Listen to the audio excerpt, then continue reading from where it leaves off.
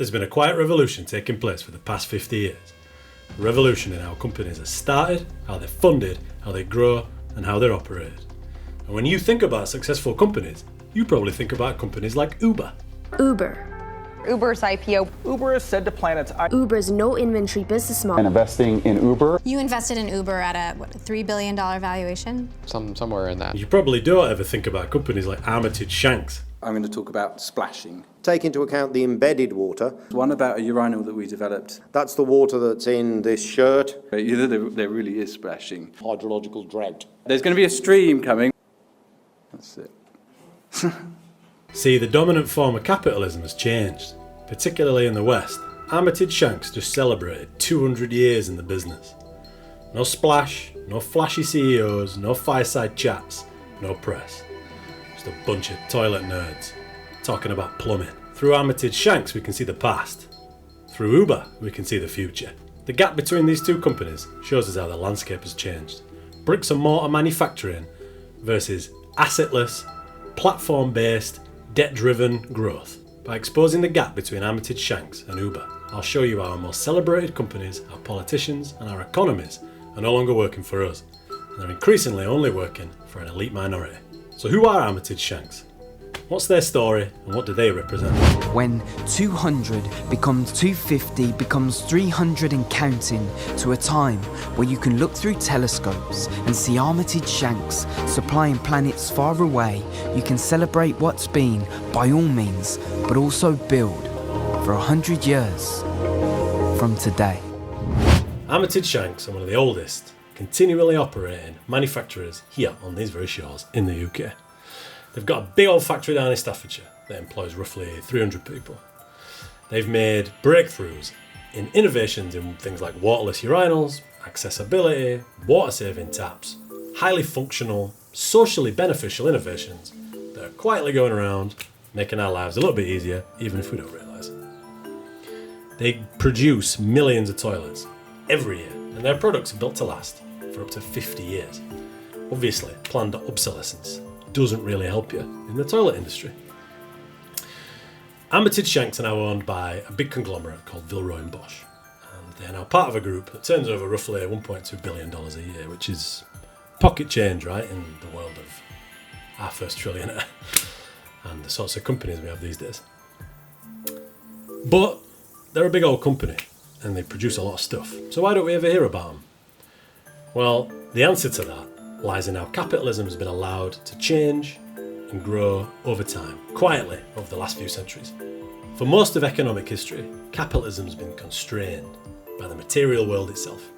As a result of that, this drove companies to go global, it drove empire, and it drove wars. If you wanted to make money, you had to expand something or create something or build something, right, that was real, material, durable, you can touch it.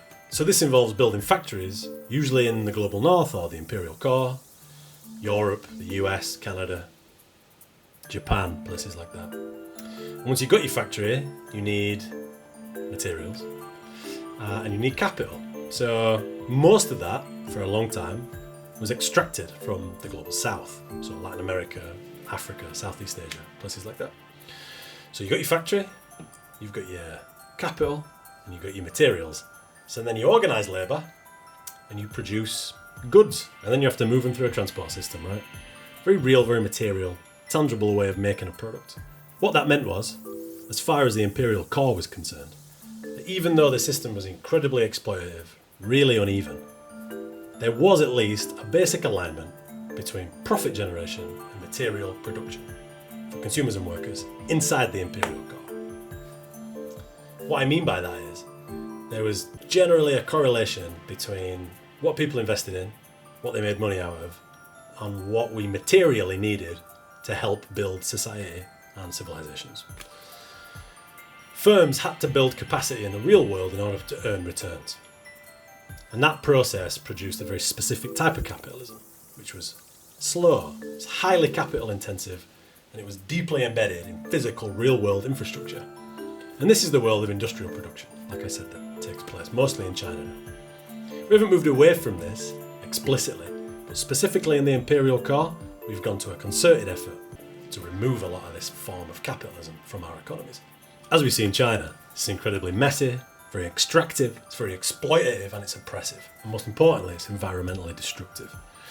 But it is structurally tied to expanding the material base of society, right? So it produces things that you can point to, that you can look at. Toilets, electricity, plumbing, things like that.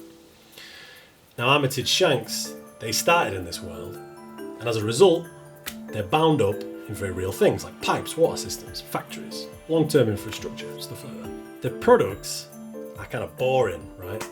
In the best possible way. They're durable, they're really essential, and they're physically embedded in how our society functions. We couldn't function without them. They don't hyperscale globally. They don't get billions in investment from SoftBank. The people that work there, you don't see them in the news, you don't see them getting involved in politics. They're just quietly going around making your toilets out there. So even at its most brutal, this form of capitalism does have a paradoxical feature. And that is, in building the infrastructure that you need for profit, in the imperial core, you're also building the infrastructure for life for workers in the core, people like you and me. Not because of any sense of benevolence, right? Armitage Shanks' source of what Karl Marx calls variable capital, which is primarily its labour, even in the age of automation, still needs reducing, right, in order for their margins to increase. But back when Armitage Shanks started, its production was the route to the biggest returns initially. Now they sit in this big conglomerate, part of a multinational firm, pretty much as a glorified department, but their productive output is still essential to us. Something that we haven't really seen in this country for the last 50 years. We very rarely these days produce things that we need and we want. And that's the story of Armitage Shanks. And an older, different form of capitalism that we don't really see much in the imperial core today. So let's now compare that with what is a titan of a new form of capitalism that we probably understand quite well. Let's have a look at Uber. Hiya. Hi. Thanks for waiting. I'm Gina. Hi, Gina. So I'll just jump in then, shall I? Okay. Sorry, excuse me. Sorry, this is my one. Trains, now on Uber. Backed by $13 billion from companies like SoftBank, Google Ventures, and Goldman Sachs, Uber blitzed across 70 countries. Their innovation was creating one of the most sophisticated geospatial matching platforms we've got in existence, and then applying it to overinflate your taxi price so that when you're down at kebab shop and you've missed your train, you can pay 3 times as much for an Uber home. They don't produce anything durable. They have assets, but they're mostly around data infrastructure. They don't own their cars, they don't own their fleets, they don't produce, so they don't have any form of production, they don't have factories, they don't have equipment, things like that. They operate out of a really expensive HQ, and they only turned a profit in 2021, and that was as a result of their CEO turning it around. And what that really involved was just hammering the drivers. That's them changing their variable capital, right? Their labour. They're now even looking at replacing those same drivers with autonomous driverless vehicles.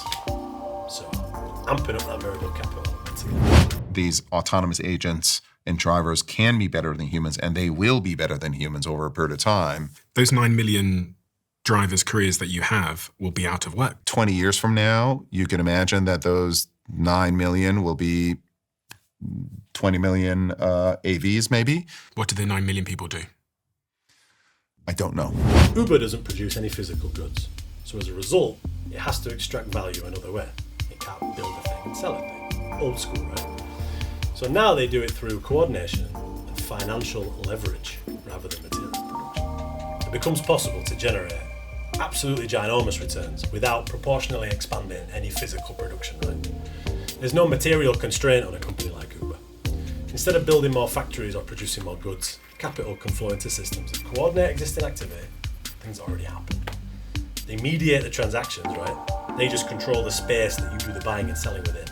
They control the access to the market. And they extract the value from the network. And so they can scale digitally without having to scale materially. And yes, they may need data centers and things like that. And obviously they need an office. But it's not proportionate to the amount of value that they're extracting. So even though they produce nothing real, their impact on the material world is still big, right? So we're still impacted by Uber. This contributes massively to emissions, and it clogs up your city centres, and it degrades public transport and green travel alternatives. This is representative of today's form of capitalism in the imperial core. This is platform capitalism. A company like Uber doesn't expand transport capacity in a way that, say, a rail network or a bus system does. It reorganises access to existing capacity, right? We already had taxis. Now we just interact with them differently. It turns a fragmented set of private drivers and journeys into a coordinated market controlled by a single platform, a single company in this case. As a result, the physical world doesn't expand in proportion to the value generated, like it would for, say, Armitage Shanks. So the more value they generate, the more toilets we have in the world, right? Instead, what Uber do is they extract rents and their value by having control over the coordination mechanism.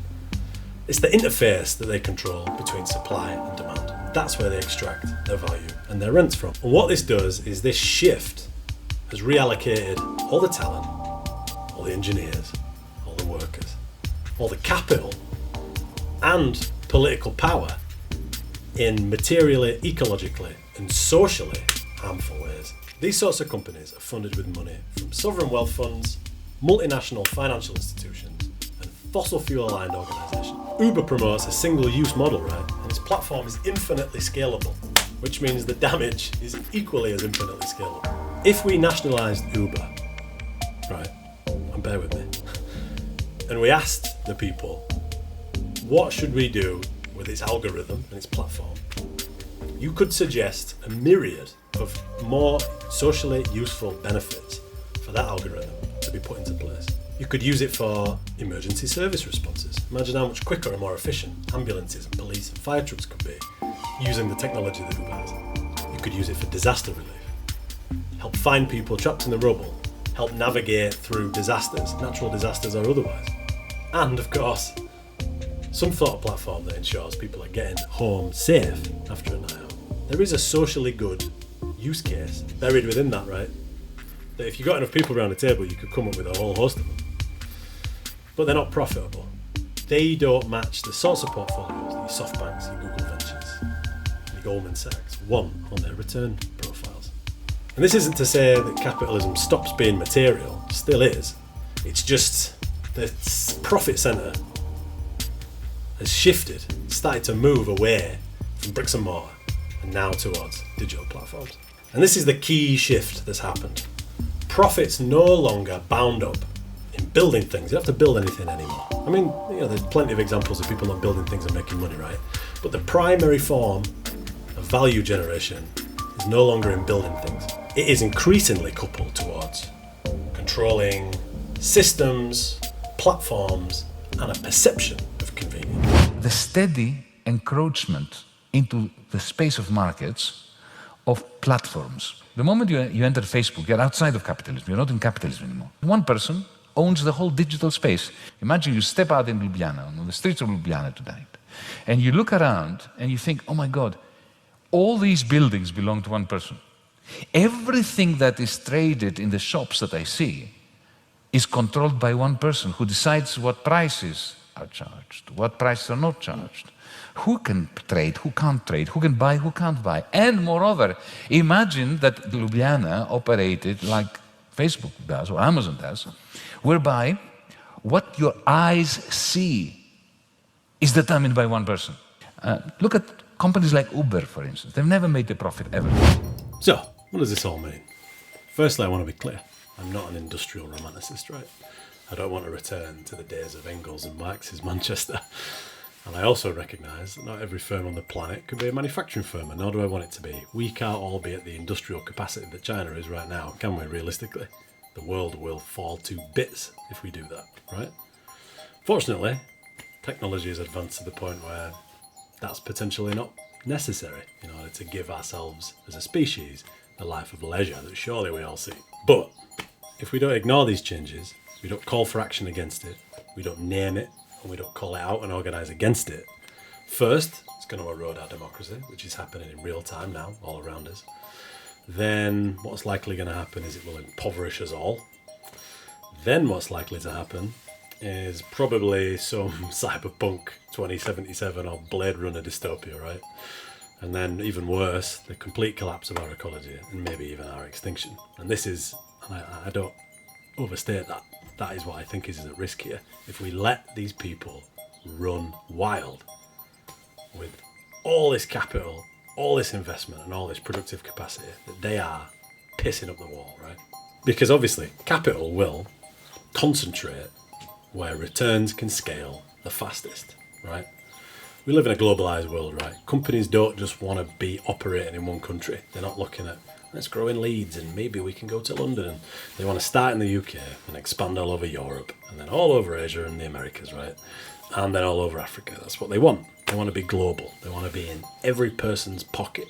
This means we invest in huge sums of money in sectors that can expand globally with minimal physical investment, right? That can be dominated through network effects like Uber does, that can lock users into platforms ideally, and that can generate constant transaction flows, right? And so this is social media, this is Uber, this is AI, whatever. What that's doing is it's creating a structural imbalance in our global economy, and it's pulling capital and both material and human resources away from sectors that are materially building the world, right? These sectors like sanitation, housing, energy, transport, right? These are inherently incredibly capital intensive. They're slow to expand. They're politically regulated. They're usually geographically fixed, and they're tied to long, arduous replacement cycles. You can't blitz across 70 countries in the same way that you can with Uber, right? See, these sectors are crucial to human life. And more importantly, they are absolutely crucial to mitigate against a future of ecological collapse and climate change, right? One that's coming, that's happening now. I'm living in it this summer. Platforms, they're not replacing industrial production, right? It's still happening, but they are sitting on top of it and they're sucking all the resources away from it. Because they're so effective at generating returns so fast, they become dominant. They become these huge monopolies that attract humongous sums of money, crazy valuations, and ultimately buy people political influence. They're reshaping cities, labour markets, social relations, and transport systems around their logic. And in doing that, they're distorting priorities. Look at the AI revolution. With what's coming, with ecological collapse and climate change on the horizon, do we want to be really investing all our money in data centres and AI? Or do we want to be mitigating climate change? The priorities of our species are becoming distorted by these huge, concentrated monopolies that are based in platforms and attention economies. Instead of, for example, systematically expanding public transport, right? Simple. Investment instead flows into private, monetizable layers that exist in the gaps in that particular system, right? That's what Uber is. So now the investment isn't building the thing out. All it's doing is monetizing and extracting value from your access to it. If platform systems like Uber disappeared, society would not collapse, right? That's, for sure. And actually there's big studies that say that a lot of these platforms should disappear because they're fucking up our mental health. All the underlying infrastructure would still exist, right? And labour would be reallocated away from things like Uber. So would investment, and so would all the energy and power required to operate it. And that means that we're freed up to go into other forms of coordination around public transport, right? Public or private. But if your industrial production systems disappear, we lose the material basis for everyday life, right? Imagine a world with no plumbing. Imagine a world with no electricity. That's the material foundation of which your life is built, that you can access freely and easily. These things are starting to crumble, they're starting to collapse, and we're seeing that in real time. And that's because we can't allocate resources effectively towards those sectors some of the most socially essential systems in our life are often the least rewarded by contemporary capital, right? Or by media, culture. And the most rapidly rewarded systems are often those that are the least necessary to basic human need. What capitalism has done is it's shifted fundamentally from building the world we live in, be that deliberately or otherwise, to now building systems on top of it that extract value through your access to it. That's where we are. So if you want to imagine a world beyond capitalism, which I think we all should, we have to start by recognising that it's moved on, right? We're not dealing with the same capitalism that we were 30, 40, 50 years ago. The productive capacity of the firms that we're celebrating, like your Ubers, are capturing value through coordination and platforms and attention, rather than building anything real or useful. While companies like Armitage Shanks, right, long fallen into obscurity, they just celebrated 200 years, nobody cares, right? They should be invested in, celebrated, maintained, and most importantly, they should be democratised and socialised so that we get to decide how that technology gets used and distributed globally. That's the future we should be looking towards.